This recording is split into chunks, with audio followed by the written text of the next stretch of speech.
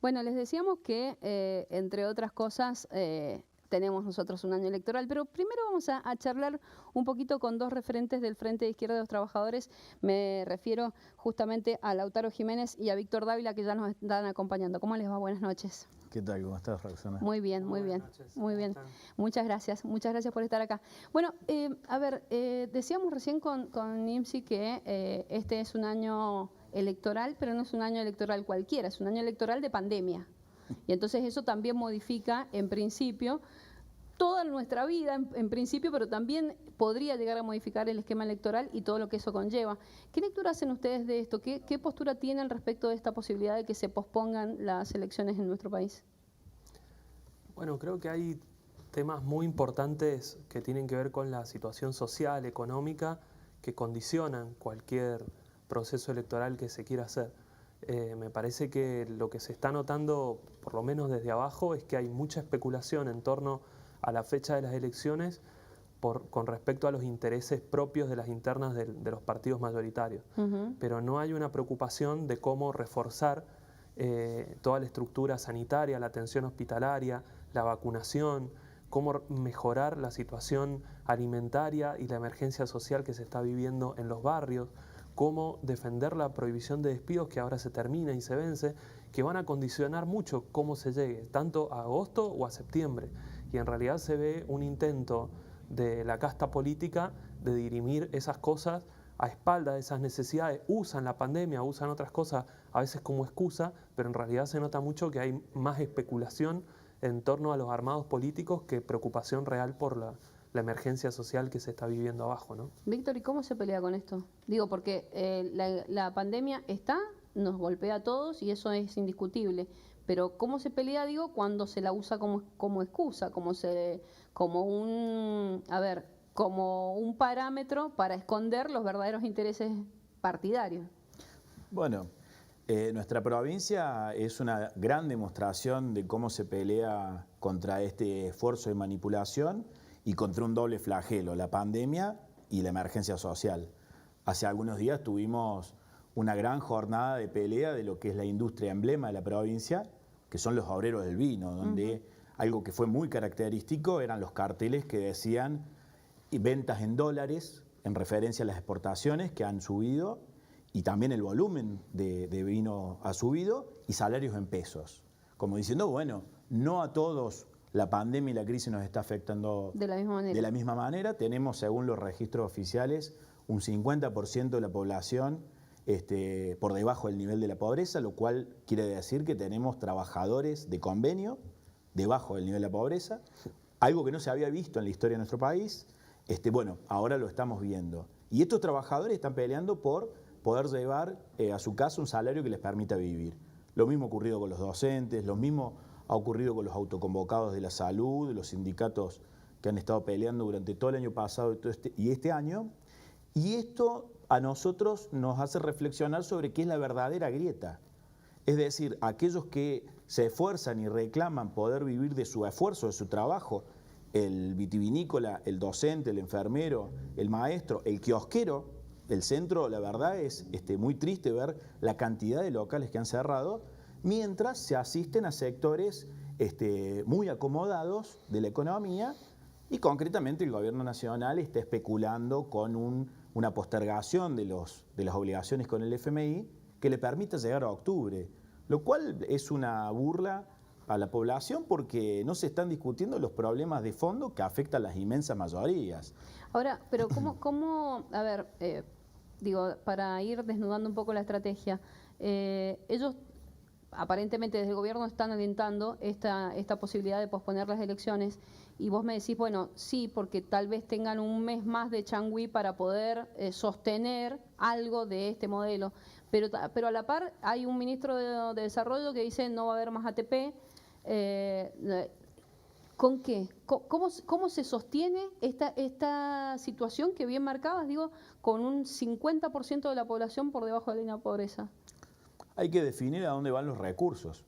Si se sigue utilizando miles de millones de dólares para satisfacer las necesidades de los bonistas, del FMI, del Club de París, o si se resuelve el hambre del 50% de la población.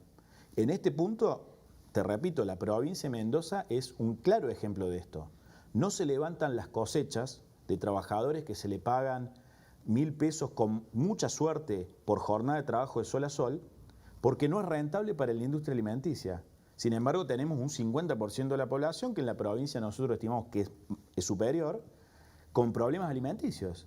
Esta contradicción se la tiene que resolver con medidas de fondo. Es decir, acá no hay elección que resuelva el problema si no hay una decisión política, y nosotros en esto somos monolíticos en el Frente de Izquierda. Consideramos que hay que empezar a organizar la producción del campo, la producción de la provincia en función de satisfacer las necesidades de la población. Y esto significaría, por ejemplo, reabrir las fábricas alimenticias que cerraron en el último tiempo, enlatadoras de durazno, de tomate, de conservas.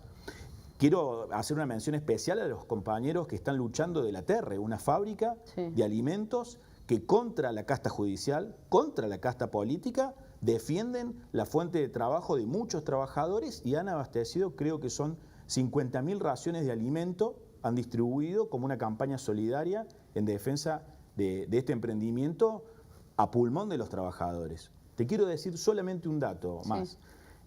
Durante los 3 meses duros de pandemia, el Polo Obrero, la organización de trabajadores informal y trabajo de desempleados, ha repartido 500.000 raciones de alimento.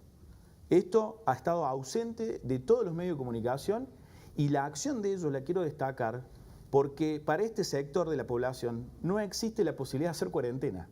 Se vive el día a día, se come en un comedor o se distribuye una vianda. Y esta es la realidad de la inmensa mayoría de la población de la provincia, que no está siendo atendida. Nosotros consideramos, para redondearte la idea y responder a tu pregunta, que los recursos tienen que ser direccionados ahí. No se puede seguir especulando con el problema de la liquidación de la soja para ver el valor del dólar. La gente no discute estos problemas porque los ve muy alejados, por más que le influya decisivamente. Tiene que resolver los problemas que tienen adentro, ¿no? Esto de poder costear los gastos de una casa con un salario que no tuvo incrementos el año pasado, un salario que está muy por debajo de la inflación, digo, en cómo se va acrecentando, muy por debajo del ritmo de la inflación. Entonces es ese el primer problema que tiene que resolver las personas antes de pensar cómo. Nos llegan un montón de mensajes, nos dice Lucas Inostroza: muy bien, Víctor, mencionando la lucha vitivinícola, de la salud y la docencia. Nora Brucoleri dice: muy bien el senador Lautaro Jiménez, que acompaña la lucha de los trabajadores vitivinícolas. Evidentemente esa es una pelea que se va a seguir dando y que seguramente ustedes también van a seguir recibiendo, digo, en la legislatura, porque da la sensación de que no se resuelve. Nosotros hemos visto y han venido aquí muchos obreros autoconvocados. Me parece que la situación ahí es, por un lado, con los empresarios, claramente, porque hay un reclamo puntual de un aumento salarial, pero también con una, ¿cómo decirlo?, una legitimidad del sindicato, que es lo que han planteado acá también, ¿no? Entonces, esos trabajadores se sienten absolutamente desprotegidos. Sí, Roxana, y déjame que te sume una tercera pata que es muy importante, que es cómo los políticos tradicionales, el poder político, le está dando la espalda también a este reclamo, que ha sido muy llamativo. Porque frente a empresarios tan explotadores y tan intransigentes, que les están pagando sueldos de 27.000, 28.000 pesos a estos trabajadores, ellos se han organizado, han creado todo este grupo de autoconvocados que ha trascendido las fronteras de Mendoza. Van desde Cafayate hasta General Alvear, San Rafael, pasando por Caucete, San Juan, por todo el Valle de Uco, la zona este. Hay una gran movilización y organización, sobre todo desde abajo, de los trabajadores vitivinícolas, que están dando un ejemplo de cómo luchar por salarios justos y que alcancen. Y claramente en las negociaciones paritarias que se están llevando adelante, los empresarios van a tener que hacerse responsables de lo que vayan a ofrecer y de lo que no quieran dar, porque realmente la fuerza que se está mostrando es muy grande y tienen el apoyo del pueblo de Mendoza. Pero los políticos no pueden mirar para otro lado, el gobierno provincial no puede mirar para otro lado. Siempre se embandera con que defienden Mendoza, pero a la hora de defender a quienes hacen la verdadera vendimia, no lo hacen. Y acá hay deudas políticas con los vitivinícolas y las mujeres vitivinícolas muy grandes.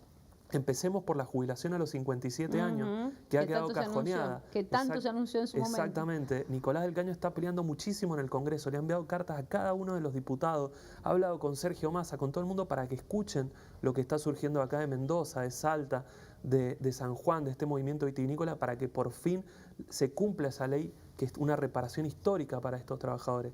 El control de las condiciones de trabajo a mujeres y obreros que no les dan los zapatos de seguridad, que no le dan la ropa de trabajo que le corresponde a cualquier trabajador que tenga reconocidos sus derechos. Frente a eso, la legislatura, por ejemplo, tiene proyectos de ley que tiene que discutir, así como casi te diría semana por medio están tratando, cada vez que algún sector empresario tiene algún problema en la vitivinicultura, son los primeros en sentarse, en salir a los medios a hablar, en votarle leyes. Hasta un banco de vinos le crearon a los empresarios para esto. Y al trabajador que está protagonizando un movimiento histórico, todavía no se han sentado a discutir un solo proyecto de ley que vaya en esas condiciones. Entonces, junto a esa lucha del pueblo, hay que estar, hay que apoyar, hay que sumar y fortalecer esa organización, porque ahí realmente se está cambiando la verdadera Mendoza desde abajo, ¿no?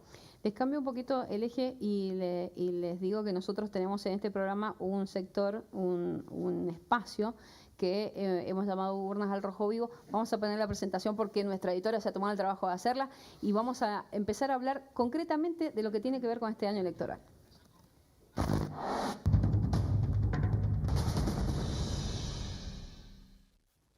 Bueno, puntualmente les pregunto a ambos, ¿supieron ser, uno que les viene siguiendo la carrera, digo, lo nombraste recién a Nicolás del Caño, ¿supieron ser ustedes tercera fuerza en nuestra provincia, logrando captar más de 10 puntos de votos en su momento? Algo no fácil, digo, para una fuerza de izquierda y que llevaba a candidatos bastante jóvenes que por ahí no se conocían en el rodaje político.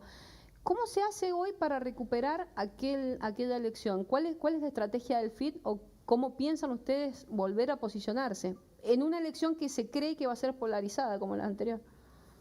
Bueno, siempre cualquier batalla que se va a dar en lo electoral va a depender mucho de con qué fuerza llegue cada uno de los actores sociales. No es lo mismo que frente a tanta crisis social, tanta pobreza y tanto hambre, haya una fuerza del pueblo organizada, haya trabajadores que tengan sus energías, su lucha puesta en eso, que llegar a una elección en donde las energías estén puestas nada más, bueno, tenemos que sacar a Macri sea como sea, digamos, que es lo que pasó en el 2019. Nosotros no tenemos hoy por hoy una estrategia que se pueda denominar estrategia electoral.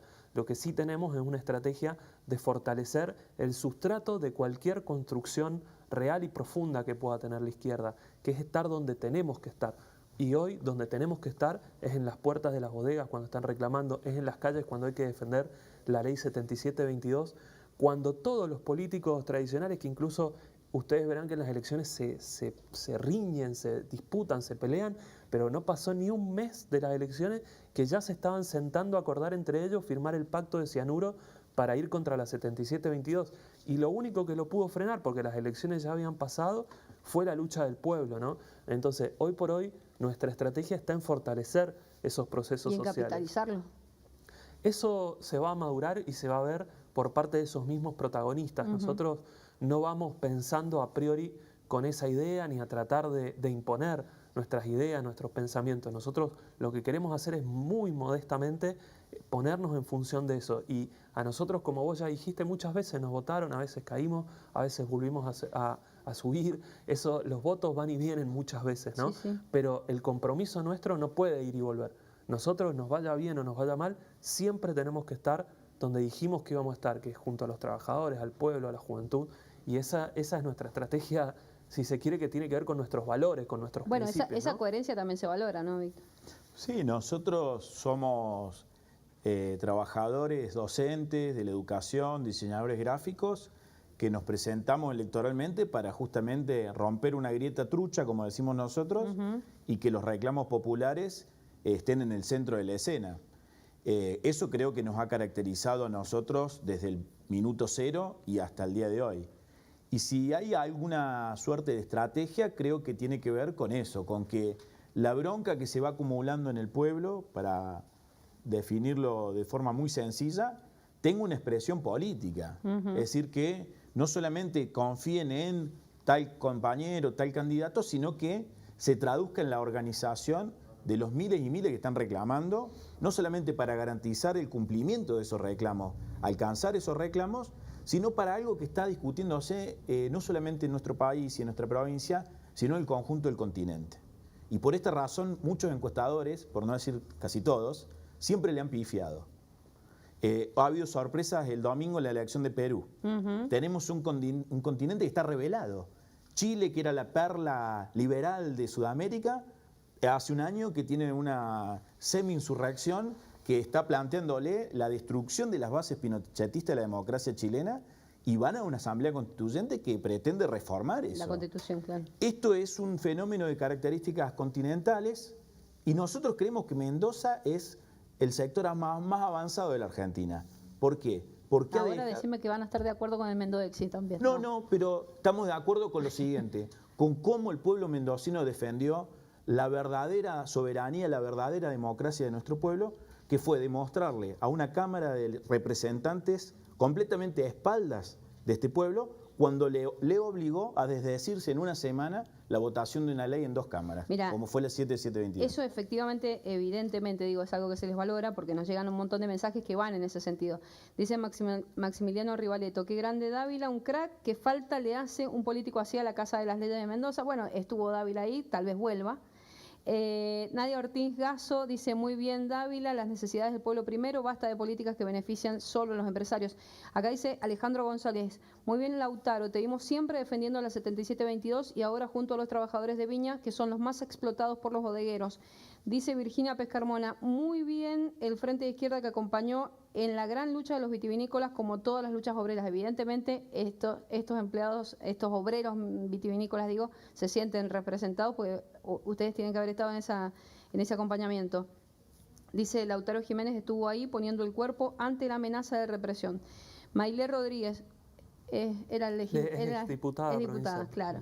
Dice, la Mendoza conservadora se va a caer porque las y los trabajadores y el pueblo en las calles somos quienes vamos a frenar a esa casta, como dice Lautaro. Bueno, evidentemente hay un sector que se siente identificado con ustedes, creo que así fue a lo largo desde que se constituyeron como un frente. Y bueno, ojalá podamos vernos antes de las elecciones, seguramente como para poder ir midiendo también cómo esto va modificándose. Entiendo que tienen por delante una tarea titánica, porque claramente estos 2 frentes mayoritarios van a pugnar por polarizar esta elección, y ahí es donde ustedes seguramente van a tener que sacar un poco más de fuerza para poder mostrar eso, que representan a esta gente, ¿no?